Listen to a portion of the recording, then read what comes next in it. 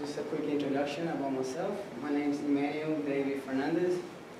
I'm from Colombia, came to Alabama in 2008, and I've decided to do exercise science. Really passionate about it. I love talking about physiology, kinesiology, and physiology, so let's just go ahead and start.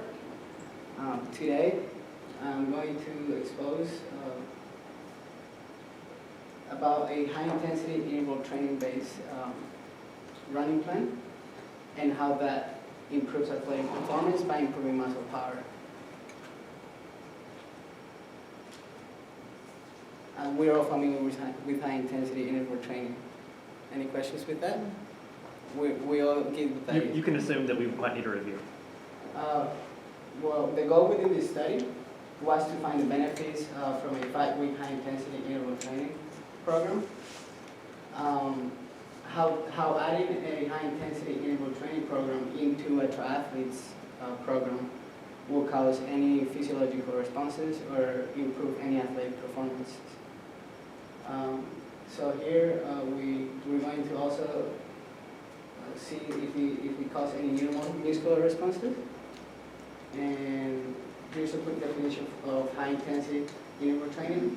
High-intensity interval training refers to alternating max efforts of exercises and low-effort exercises. Basically what this means is to do much work in little time. And it's known mainly with the combination of cycling and running for this very main purpose of the hypothesis of it improving muscle power. And the thing with high intensity interval training is that it causes the same, almost the same responses that you would have from only doing endurance training or strength training alone. So it's like you're hitting both of those in just a quick amount of time. However, despite all the broad range of effects reported with the benefits of high-intensity interval training, there's still very little data available to support these physiological and neuromuscular responses that I've been talking about. So here we're going more in depth of how high-intensity interval training and triathlon training combined will cause that potent combination that I'm talking about. So some high-intensity interval training related investigations show improvements in neuromuscular characteristics that were transmitted into that muscle power, into increased muscle power, and also oxygen output in endurance athletes. The research specifically chose it approached a pre-test and a post-test with 13 triathletes. These 13 triathletes were divided into two groups, the experimental group and the control group. Is it okay if I drink a little bit of water real quick? Yeah.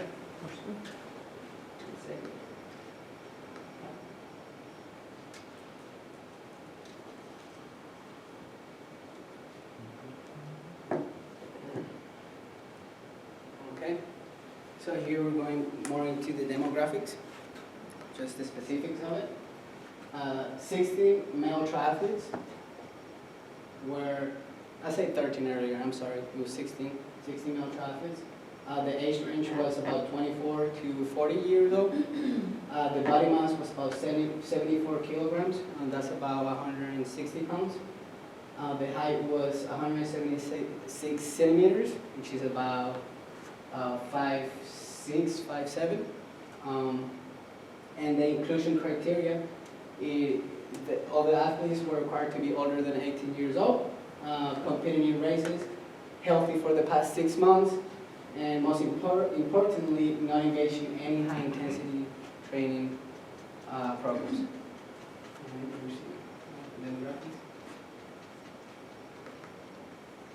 Okay, so the approach within this research was to get the control group to maintain their normal training routines So that means doing the same routines that they would do with their swimming, their running, and their cycling. And the experimental group was asked to maintain only their swimming and cycling routines with a modified running plan, including the high-intensity interval training. So this interval training was, I know it does say high-intensity interval training, but it was a low-impact high-intensity interval training, if that makes any sense. The participants completed a sprint distance triathlon before and after the intervention period. And in both pre-test and post-test, the participants performed 4 jumping tests before the race and after the race. So, but this was done just to have a baseline, so it was done before before the testing and after the testing. Additionally, heart rate was monitored, whereas rate of precipitation and blood lactate accumulation were registered after the race.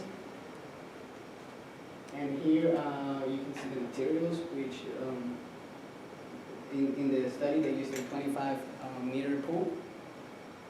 The cycling, all the cyclists used their bikes, their road bikes, but the road bikes had an electromagnetic system.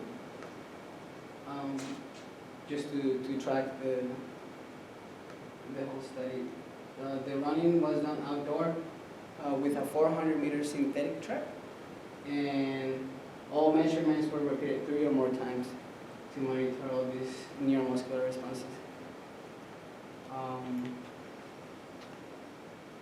The counter movement jump and the squat jump were recorded using Optogate system. And the subjects performed 2 trials with a 15-second recovery between, and the best trial was used for the statistical analysis. We can see the program here. The 100-meter runs with 30-second rest, 400-meter runs with 90-second rest.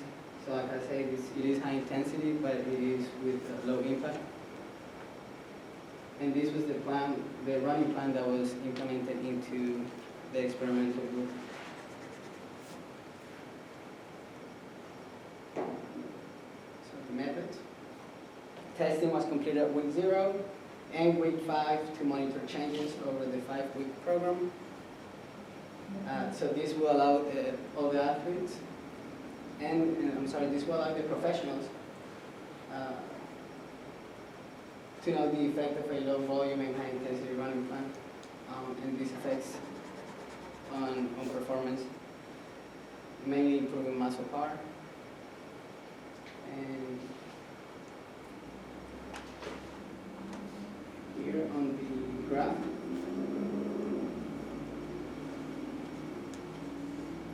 on the left we have the experimental group, and on the right we have the control group. The dark gray represents the pre-test, and the light gray represents the post-test for both the experimental group and the control group.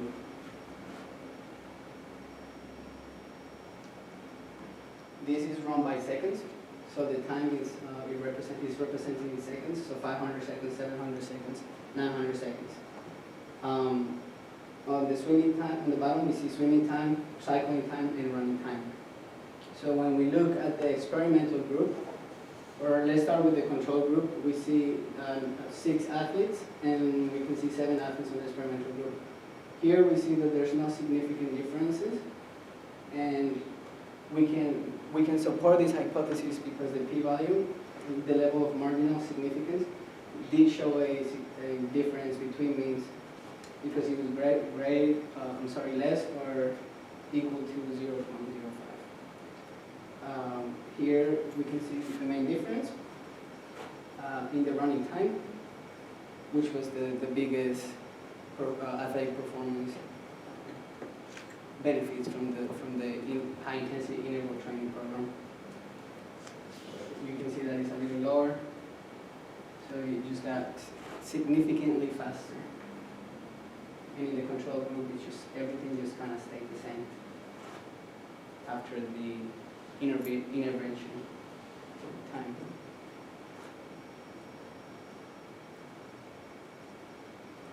I just posted this, just a quick demographic of, or some sort of like statistical, more specific analysis for all participants.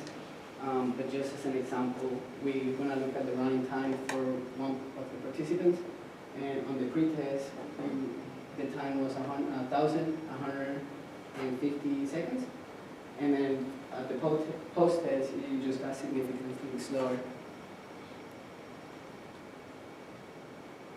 So, to conclude these results, or some of them, no significant difference between the groups were found before the high-intensity interval training intervention, but significant differences were found in the vertical jump and overall athletic performance. This vertical jump is referring to the counter movement jump that the athletes were doing pre-test and post-test, just as a baseline.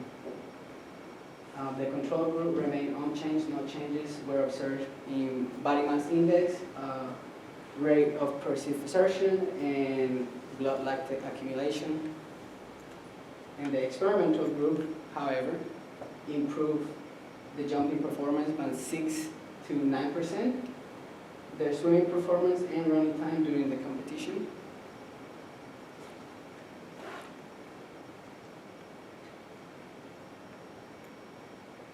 Here are just more specifics.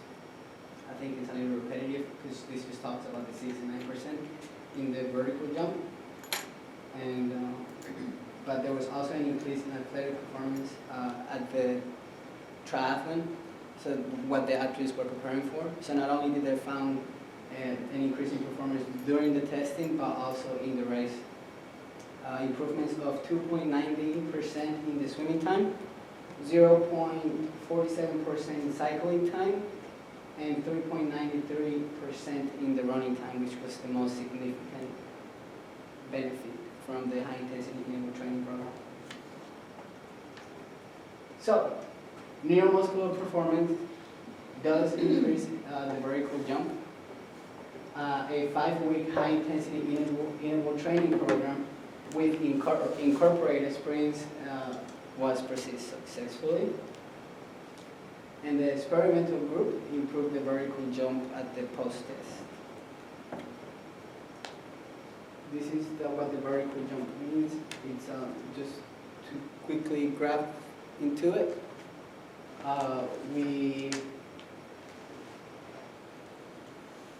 The A represents the pre-test, and the B represents the post-test. And I'm sorry, the A represents the control group, and the A represents the experimental group, and the B represents the control group. We can see it's measured in centimeters. The squat jump and the counter movement jump increased on the experimental group, but it sort of stayed the same, or got a little shorter on the control group.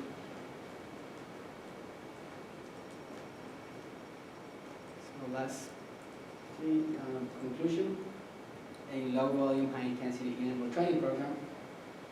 Running plan combined with the high intensity volumes of triathletes does improve performance, mainly in the sprint distance of the triathletes.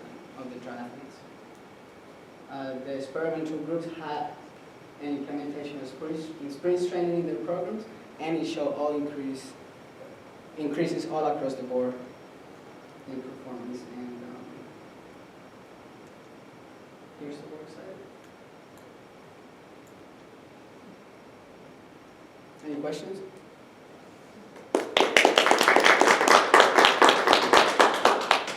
Can you tell us a little bit more about, you talked about high intensity but low impact. What kind of exercises are you talking about when you say that? It was running. Okay. Just mainly running exercises. They didn't really incorporate it, weightlifting or like they usually would. So the running is not characterized as high impact? No. I see that. running it is defined as a low impact exercise. Okay. But they did implement the squat jump and the counter movement jump, and the difference between those two is just very significant. The squat jump is just it's a power movement, and then the counter movement jump is more for reach and just to test how high you can jump. So those were the only two that were kind of high impact, but still they were low impact on the body. Okay. Any other questions?